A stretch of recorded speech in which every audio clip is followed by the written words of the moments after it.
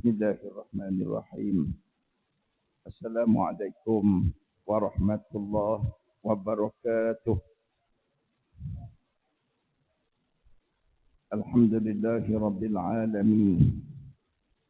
Wal 'aqibatu lil muttaqin. Wala 'udwana illa 'alal zalimin. Asyhadu an la ilaha illallah wahdahu la syarika lah. وأشهد أن سيدنا محمدا عبده ورسوله اللهم صل وسلم وبارك على سيدنا محمد وعلى آله وصحبه أجمعين رب اشرح لي صدري ويسر لي أمري واحلل عقدة من لساني يفقه قولي أما بعد فإن أصدق الحديث كتاب الله وخير الهدي هدي محمد صلى الله عليه وسلم وشر الأمور محدثاتها وكل محدثة بدعة وكل بدعة ضلالة وكل ضلالة في النار. Muslimin dan muslimat yang mudah-mudahan dirahmati, diberkati dan juga diridai oleh Allah Subhanahu wa taala insya-Allah. Alhamdulillah, syukur kepada Allah. Kerana pada malam ini kita masih lagi dipanjangkan umur oleh Allah. Diberi kesempatan untuk sekali lagi kita dapat bertemu di dalam rumah Allah ini. Sama-sama dapat kita tunaikan solat fardu maghrib dan juga fardu isya secara berjemaah. Dan sama-sama dapat insya-Allah pada malam ini meneruskan pengajian daripada kitab Mukhtasar Tafsir Ibn Katsir ini. Dan insya-Allah malam ini sama-sama kita akan membacakan Surah Al-Adiyat insya-Allah. Sama-sama kita sambung bacaan ayat-ayat suci Al-Quranul Karim ini daripada Surah Al-Adiyat.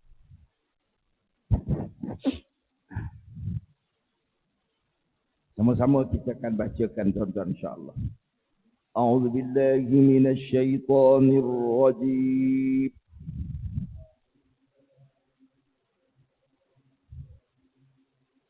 Bismillahirrahmanirrahim.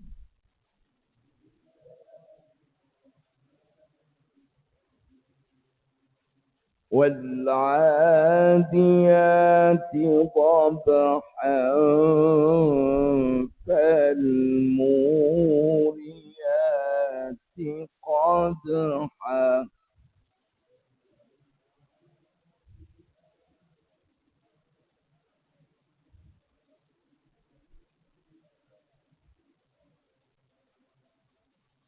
فالمغيرات صبحا فأثرن به نقعا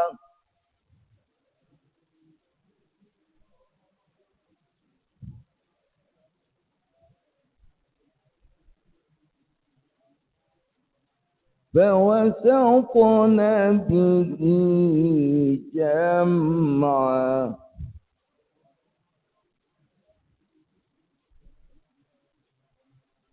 إن الإنسان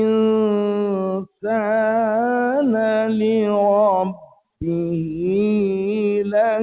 لكنود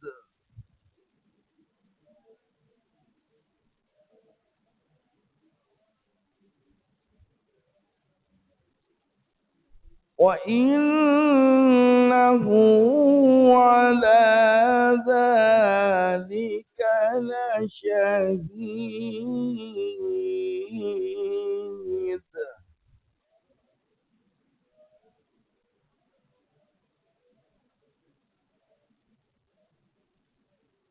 وإنه لحب الخير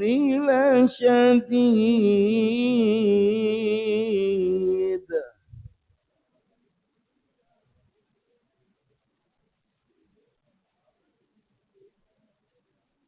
أفلا يعلم إذا بعثر ما في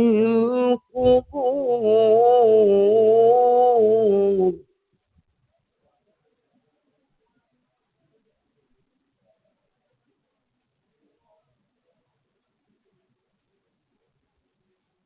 وحصل ما في الصدور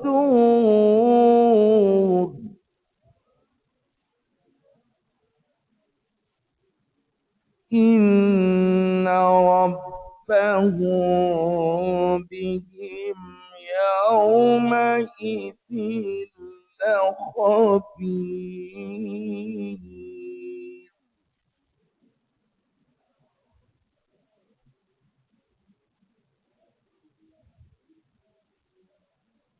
صدق الله العظيم.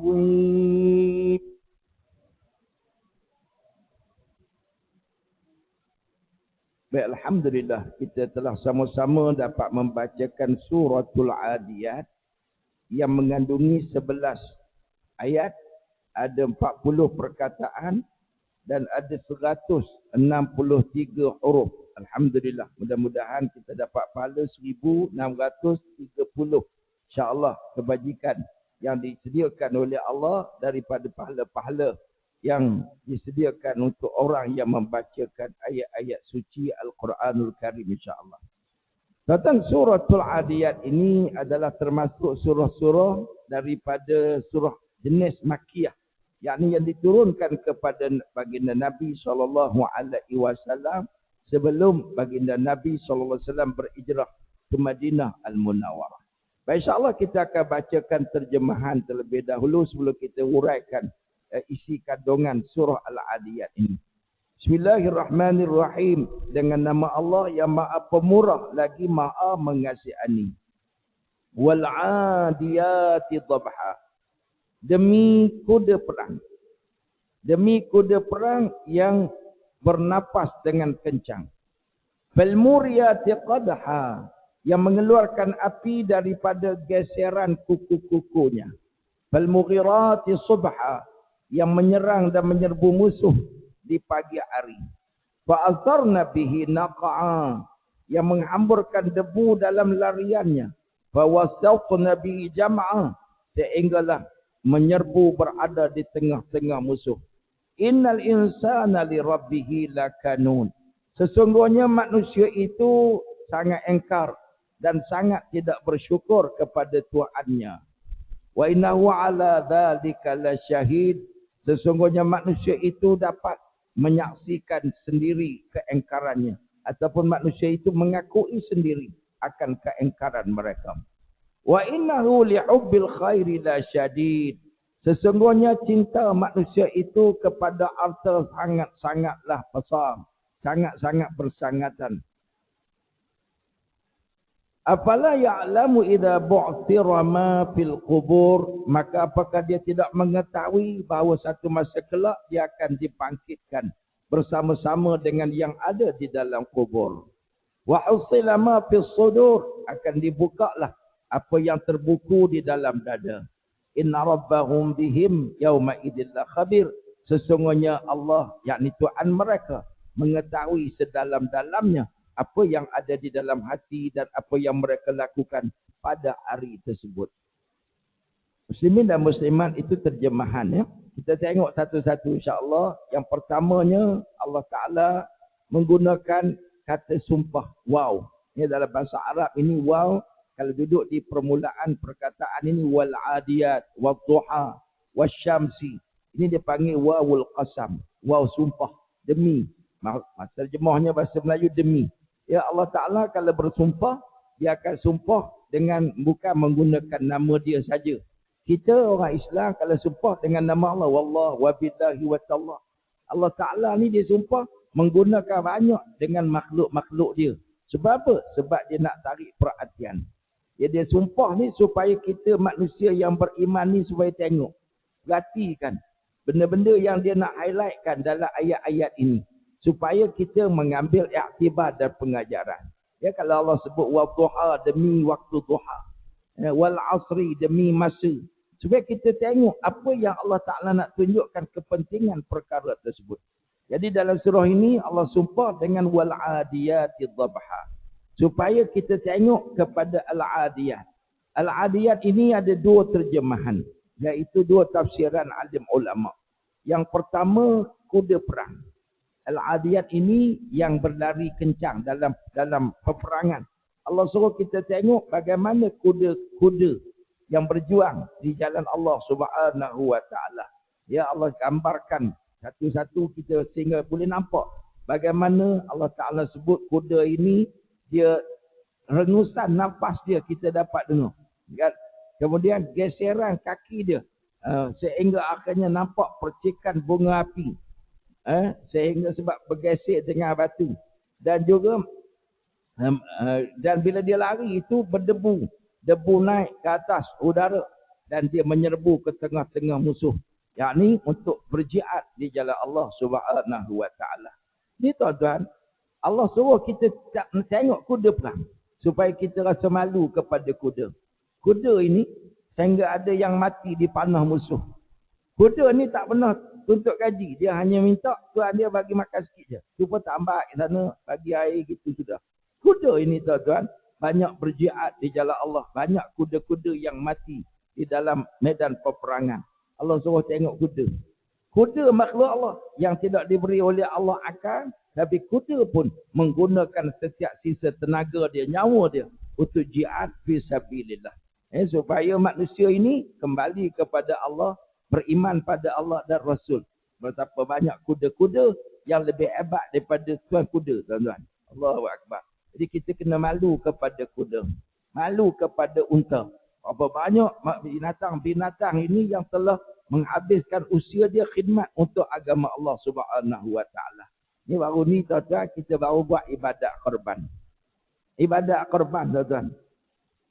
Memang kita nampak lembu kena sembelih, kami kena sembelih. Tapi mati dia tuan-tuan husnul khatimah. Mati dia disembelih dalam keadaan tunai perintah Allah Subhanahu wa taala walaupun dia tidak mukallaf. Tuan-tuan, lembu, kerbau itu dia tidak mukallaf kan, dia tidak dituntut. Dia tidak dituntut oleh syarak supaya dia ni berkorban apa saja. Sebab dia adalah binatang yang tidak mukallaf. Tapi dia ending dia mati dikorbankan kerana Allah. Mati dia disebut Allahu Akbar. Bismillah ya Allahu Akbar. Ending dia menghadap kiblat. Allahu Akbar tuan-tuan. Ya, di akhirat besok binatang-binatang ini akan kembali di padang mahsyar sebagai saksi. Dia akan kembali di padang mahsyar sebagai saksi. Nabi kata wa innaha la ta'ti biquruniha wa adhafiriha wa ash'ariha. Dia akan balik pada hari akhirat besok, dia bawa tanduk dia, dia bawa kuku dia, dia bawa bulu-bulu dia menjadi saksi di hadapan Allah Subhanahu wa taala. Dan walaupun nampak binatang tapi dia ada kemuliaan dia sebab dia dah menghabiskan ayat dia taat dan patuh kepada perintah Allah. Kita tak tahu lagi tuan-tuan.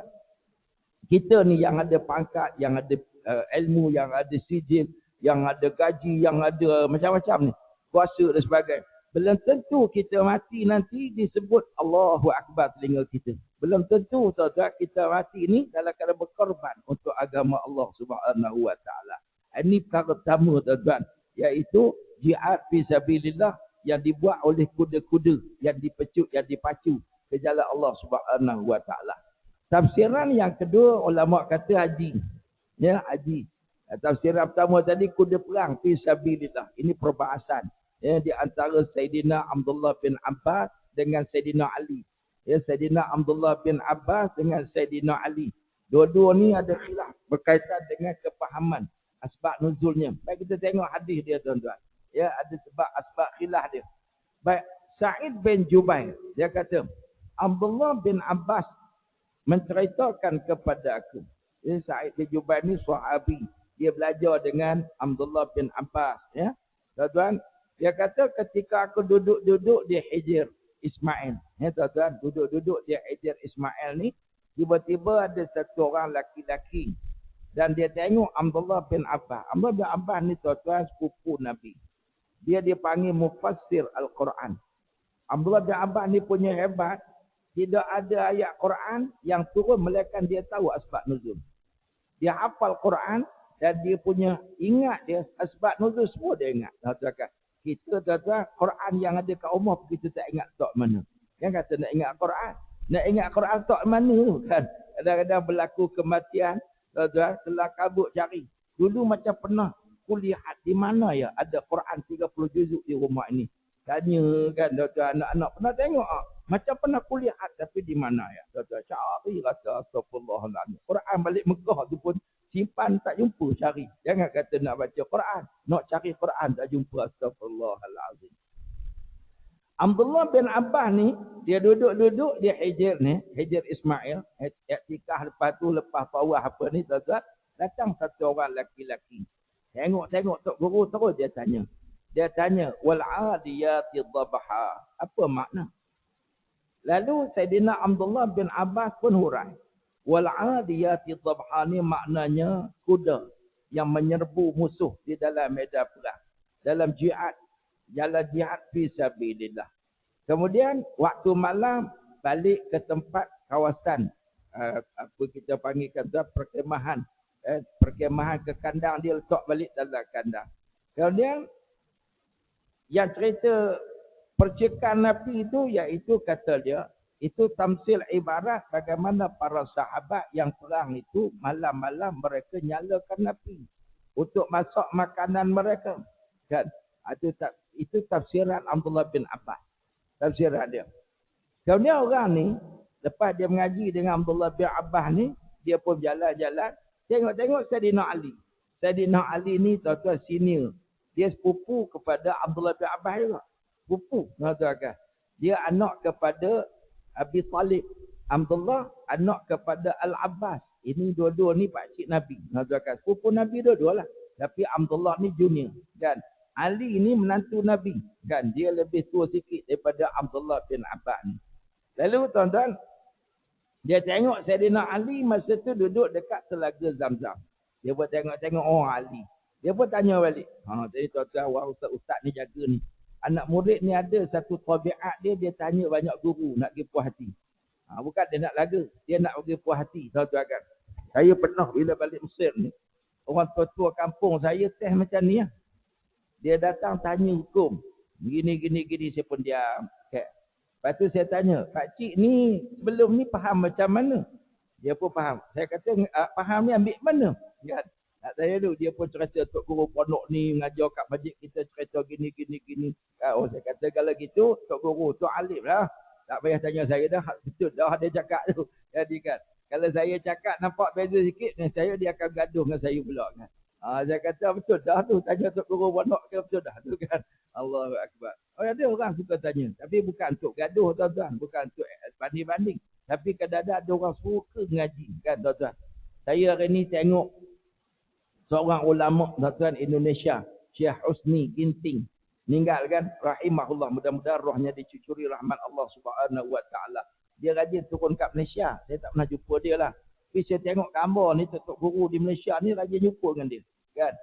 Banyak dia datang kat Malaysia ni. Saya tengok dia gambar dengan kawan saya Ustaz Hazri kan, duduk sebelah tu. Saya tengok dia pergi ke Kedah Darul Hadis. Dia ni kalau datang Malaysia tuan-tuan, orang tak sanggup mengaji kecuali orang yang ikhlas. Dia baca kitab tu daripada pas maghrib solat isyak sambung balik pukul 2 pagi baru stop. Allahu Akbar. Dia kata orang panggil tokoh Tok Guru dia semua panggil dia Musnid Asia Tenggara kan. Dia ni hafal sanad tuan-tuan kan. Dia kalau baca kitab tuan-tuan, masya-Allah. Kita yang macam tuan-tuan ni memang lari balik awal. Kan. Allahu Akbar. Sungguh saya pun lari balik awal kalau tengok. Dia pergi Darul Hadis Kedah tu. Kawan-kawan tulis, saya tengoklah tadi dalam ucapan takziah apa semua orang ceritalah pengalaman duduk dengan dia. Kalau dia pergi sana, dia turun sekali, bawa kitab baca sampai pukul 2 pagi kan. Esok pagi start balik, pukul 8 tu mula balik kan. Tuan-tuan. Saya heran tengok di Kedah tu ada 2-3 masjid yang bila Tok Guru datang ni dia buat berkampung, tuan-tuan kan. Ada Tok Guru pondok tani, Tok Guru tani ni orang tua dia biasa habis pukul 11 habis macam Syekh Husni ni pukul 2 pagi tuan-tuan. Saya yakin tuan-tuan buka mata pejam, tuan-tuan kencing-kencing lari tuan-tuan. Allahu Akbar. Allahu Akbar tuan-tuan. Masya-Allah ni orang yang hebatlah. Rahimahullah tuan-tuan. Baik. Jadi balik cerita tadi, Saidina Ali duduk dekat telaga Zamzam. Dia pun tengok, dia kata Saidina Ali. Saidina Ali, saya nak tanya tafsir wal adiyati dhabha. Wal adiyati dhabha. Apa tafsirannya? Saidina Ali tanya sebelum jumpa aku, jumpa orang lain tak? Sebelum jumpa aku, kamu tanya orang lain tak tentang tafsir dia? Maka dia pun jawab, saya telah bertemu dengan Abdullah bin Abbas. Lalu Abdullah bin Abbas menyatakan ayat ini turun menceritakan tentang jihad fi sabilillah. Tentang kelebihan kuda perang. Orang pergi perang di jalan Allah Subhanahu wa taala. Sayyidina Ali kata, kamu pergi panggil Abdullah bin Abbas mari sini. Kan? Sebab dia orang senior tuan-tuan, dia panggil orang junior datang.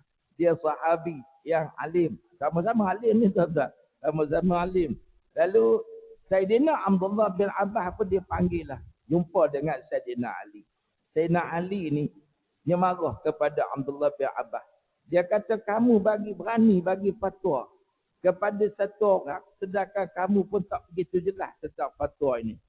Kamu pun tak apa faham sangat. Mana dia bagi fatwa kat orang ni? Dia kata demi Allah, demi Allah. Dalam peperangan yang pertama, iaitu peperangan Badar, masa ni tak ada kuda. Yang ada 2 kuda je. Kuda sahabat Nabi yang pergi perang ni, dia bawa 2 kuda je. Iaitu kepunyaan Az-Zubair bin Al-Awwam dan satu lagi kuda yang dipegang oleh Al-Miqdah. Yang lain-lain naik unta, kan jalan kaki. Jadi macam mana kamu nak terjemahkan atau kamu kat tafsirkan wal adiyat ini adalah kuda perang? Ada 2 je kuda. Kan? Jadi tuan-tuan, ini orang ulama tafsir berbahas. Tuan-tuan jangan masuk campur. Kan? Dua-dua ni. Abdullah bin Abbas kata kuda perang. Sayyidina Ali kata tak, 2 kuda dia takkan nak orang. Jadi saya faham iaitu wal adiyat ini sebenarnya adalah menceritakan tentang haji bagi dia.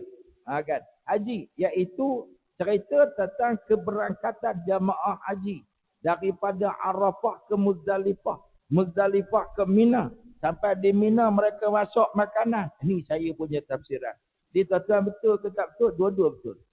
Jangan kita condemn. Dua-dua ni tafsiran yang betul. Sebab dalam hadis pun disebut tentang jihad. Jihad juga tuan-tuan haji.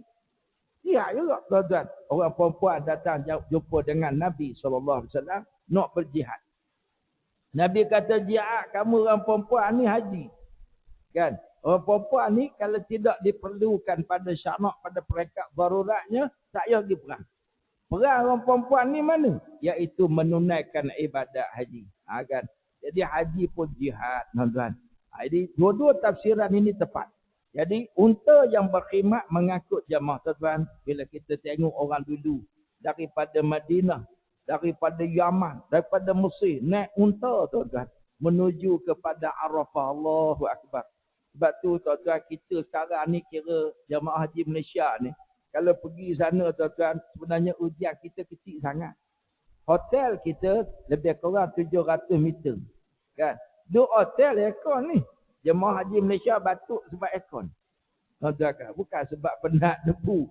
Tapi saya kat Mina habis suara tuan-tuan. Kat Mina ni, bila kat Mina ni kena debu kan. Kena debu tu, debu. Saya petua. Kalau kita pergi ke Mina apa semua ni, jangan lupa bawa minyak habatus sauda. Malam ni kalau sejuk apa kita minum minyak tu. Kan? Ataupun kita bawa garam. Tuan-tuan kan garam. Kita bawa garam ni. Bila garam ni kita bancuh dalam air ni, kita bubuh sini, kumuh. Tuan-tuan kan? Kumuh air garam. Kita makan buah-buah ni, kita tabur garam. Kena makan gitu kan? Itu betul. Dadah kita ni tak kira jumpa buah main makan je. Buah tamak tak masuk. Ini semua ada pasir tuan-tuan kan? Lepas tu batuk, batuk kan? Lepas tu sampai sana kita bubuh air garam ni, kita bawa. Betul lah tuan-tuan kan? Lepas tu kalau musim sejuk kat sana, kita kena banyak minum tu susu masam. Susu masam. Saya mula-mula bawa jemaah pergi ke Madinah pun demam. Demam tuan-tuan. Orang lama kata kena minum susu masam kan. Lepas tu alhamdulillah lah. Sihatlah, Allah bagi sihatlah kata tuan. Jemaah saya yang makcik-makcik tu saya paksa. Saya ziarah yang demam-demam semua saya bagi susu masam. Minum, saya tak akan keluar bilik melainkan makcik minum. Peluh makcik tu kena minum. Berpeluh tu. Kalau tuan-tuan Panadol. Berpeluh ni. Minum. Saya tunggu sini. Lagi makcik tak makan minum. Nak muntah tak? Muntah dia muntah. Saya katakan. Saja lah kan. Minum. tu makcik-makcik tu balik, dia kata tengok muka Ustaz, teringat Ustaz paksa minum susu. Kami tak pernah minum susu kan. Allahu Akbar. Tapi itulah petua dia, kena minum susu musim sejuk, musim panas pun kena minum. Musim panas kena minum kan, susu masak tu kan. Yogurt tu kan. Yogurt tu kena minum. Kan tuan-tuan kat sana lah. Itu petua dia. Tuan-tuan, kalau sini tuan-tuan sakit tekak apa semua ni, tuan-tuan cuba amalkan. Ni petua mana? Ini saya tengok dalam internet memang petua dan memang Menteri Kesihatan pun cakap. Iaitu kena kumur air suam, air garam suam ni kumur. Oh kan, tuan-tuan. InsyaAllah saya amalkan gitulah. Sejak daripada awal PKP ni, bila dah mula sakit tekak sikit, saya amalkan. Ya. Bancuh air suam ni dengan garam kumur kan. Kumur tu luah insya-Allah lah. Mudah-mudahan disembuhkan oleh Allah kan. Mudah-mudahan. Ya tuan-tuan. Jadi ni cerita dia jihad. Tuan-tuan, susahnya orang dulu nak pergi ke Mekah, nak naik unta. Kita naik bas. Kita naik sekarang ni kereta api laju kan tuan-tuan. Allahu Akbar. Sebab tu orang dulu-dulu betul lah jihad ya. Tuan-tuan pernah tengok orang naik kapal pergi ke Mekah. Saya pernah naik kapal. Daripada Mesir ke Mekah, saya pernah naik kapal 2 kali saya pergi. Kali pertama pergi umrah bulan Ramadan, kali kedua saya pergi haji. Haji saya yang pertama tu naik kapal.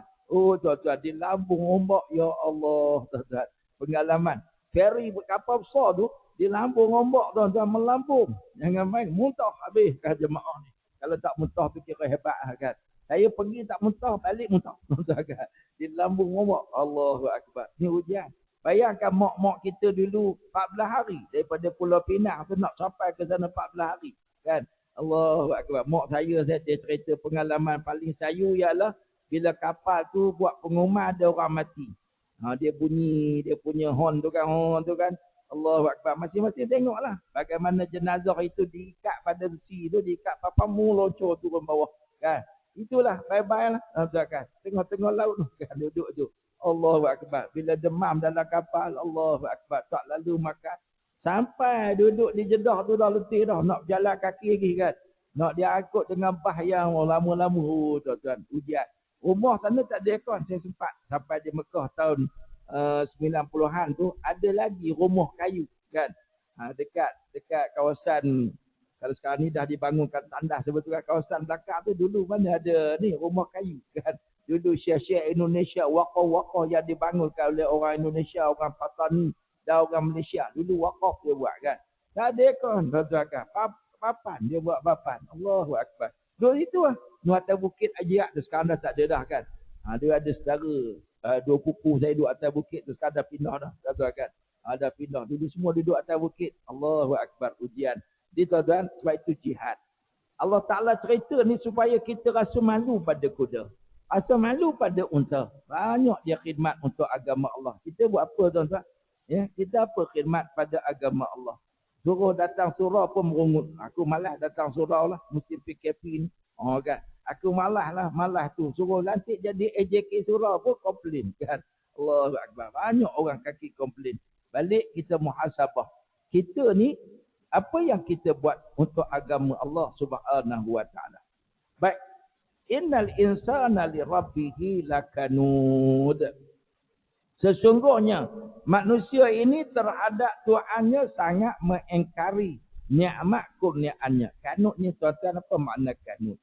Kanut ni tuan-tuan, orang yang tak syukur kepada Allah, tu sifat pertama.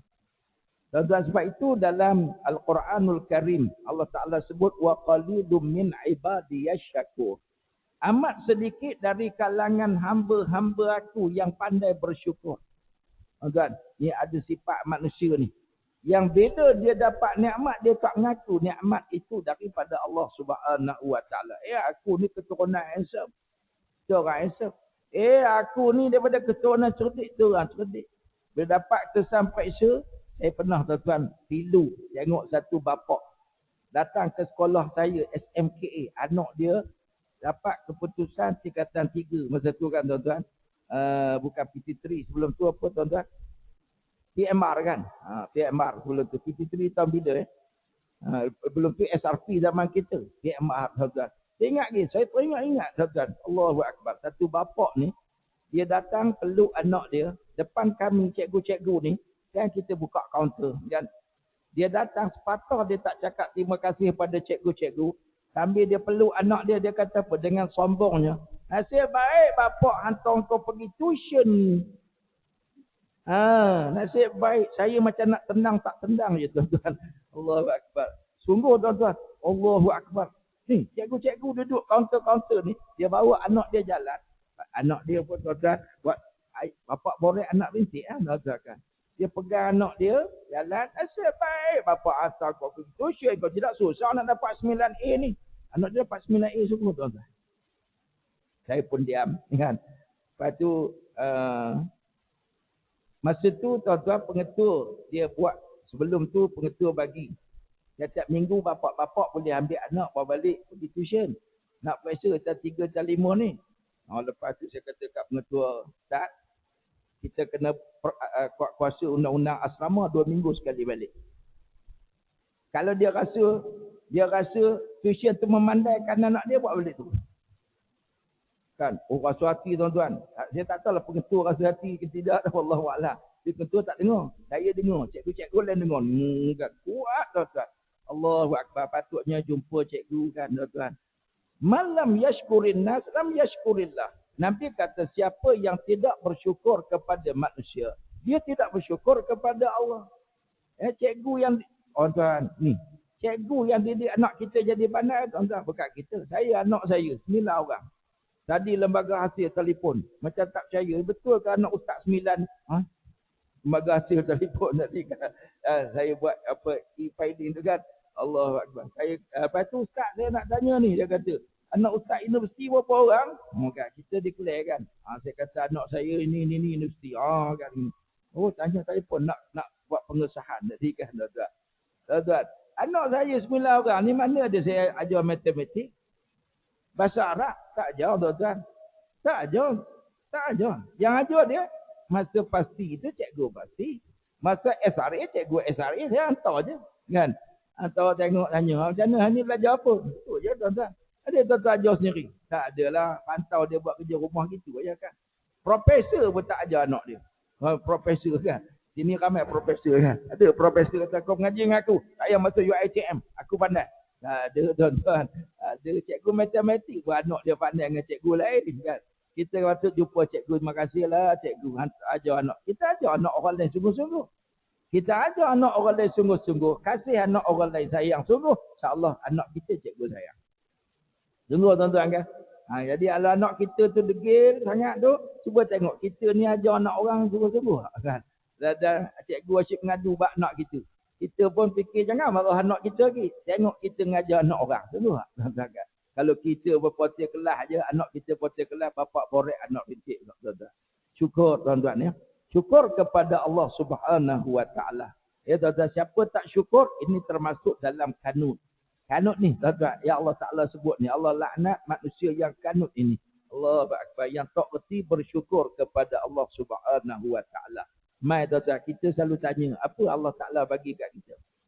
Banyak tuan-tuan ni. Banyak. Fabi ayyi ala'i rabbikuma tukadziban. Ya Allah tanya dalam Quran, nikmat Tuhan yang mana satu lagi yang kamu nak dustakan?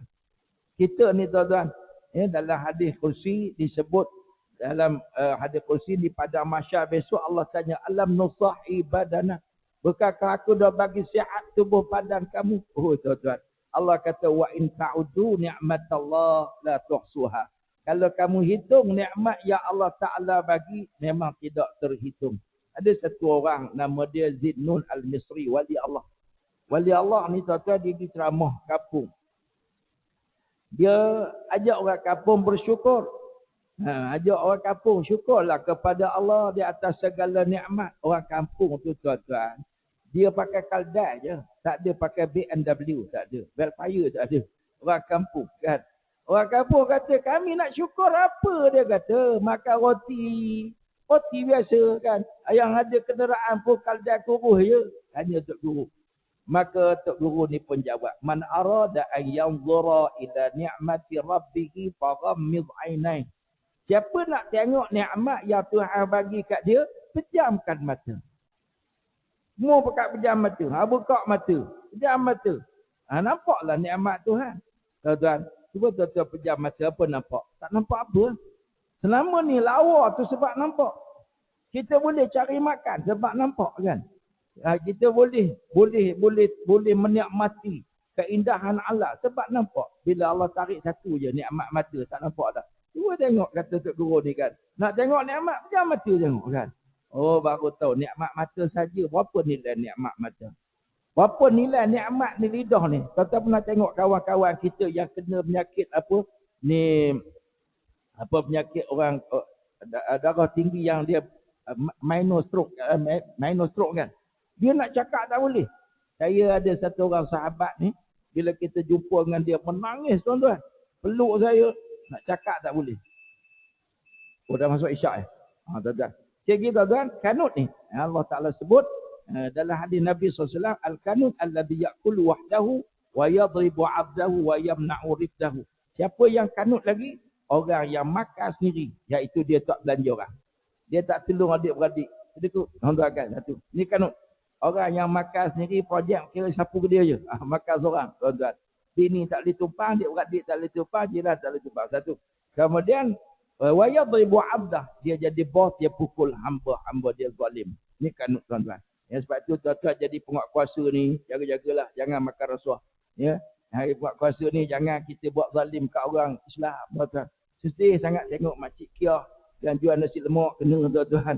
Abang burger kan kena apa semua. Tengok orang kafir selamba je boleh ni kan video. Oh sedih tuan-tuan. Orang kafir boleh mempermain-mainkan orang Islam dan orang Islam menjadi masa sangat sedih. Tuan-tuan kan. Patutnya kita kena jagalah sebab hari ni kita boleh buat kejam ke orang. Ingat air mata makcik Kiah yang tumpah. Air mata abang Din burger tu yang tumpah. Air mata orang miskin yang tumpah kerana peranian kita, itulah akan menjadi bara api neraka buat kita pada hari akhirat. Jangan main tuan-tuan, na'udzubillah. Kemudian wayam na'urifda, tak suka membantu sesama mereka. Dia tuan-tuan al-kanut ni orang yang suka dapat nikmat tapi dia lupa nikmat yang Allah bagi, dia tak syukur kepada Allah. Sebab apa? Sebab cinta kepada harta. Ramai orang makan rasuah, cuba tanya pasal makan rasuah. Sebab cinta. Tak cinta macam mana? Rasuah sebulan 4-5 ribu tuan-tuan. Apa tak cinta? Rasuah ni sampai ratus ribu, juta. Terowong punya hal pun tuan-tuan contohnya. Tuan-tuan bukan main banyak kan. Apa tak cinta? Jangan main. Banyak tuan-tuan rasuah-rasuah ni. Keliling kita ni penuh jalan-jalan rasuah. Sebab apa? Cinta, harta. Tuan-tuan jangan. Harta di dunia ni tuan-tuan akan ditanya oleh Allah pada hari akhirat. Summa latus'alunna yawma idzin anin na'im. Ingat akhirat besok, nikmat-nikmat yang Allah bagi semua Allah akan tanya. Dan dapat mana, ke mana dibelanja, segala-gala akan ditanya. Lepas tu Allah peringat ayat akhir ni tuan-tuan, afala ya'lamu idza bu'thira ma fil qubur. Ingat manusia, dia tak tahu ke dia akan dibangkitkan di padang mahsyar besok, diadili, akan dihisab di hadapan Allah Subhanahu wa taala. Masa tu tak ada sembunyi dah. Wa husila ma fis sudur. Yang sembunyi dalam hati ni, file tak ada, semua tak ada, akaun semua simpan akaun bini, akaun cucu, akaun sana. Ada orang tak ada akaun tuan-tuan. Rompak masuk rumah baru tahu. 300,000 dalam almari je. Sebab apa? Masuk akaun dapat trace. Kan ada orang. Rompak masuk baru tahu, kau simpan banyak dalam almari. Contohnya. Baru tahu. Ingat, akhirat besok, wa'usila ma fis sudur. Yang tersembunyi dalam hati ni, yang kita jahat, yang kita buat apa muka-muka ni, akan didedahkan oleh Allah Subhanahu wa taala. Mudah-mudahan Allah selamatkan kita semua daripada munkar dan maksiat. Allah beri kepada kita kekuatan untuk terus bekerja untuk agama Allah Subhanahu wa taala. Sekian aku qouli hadza wastaghfirullah li wa lakum. Wassalamualaikum warahmatullahi wabarakatuh.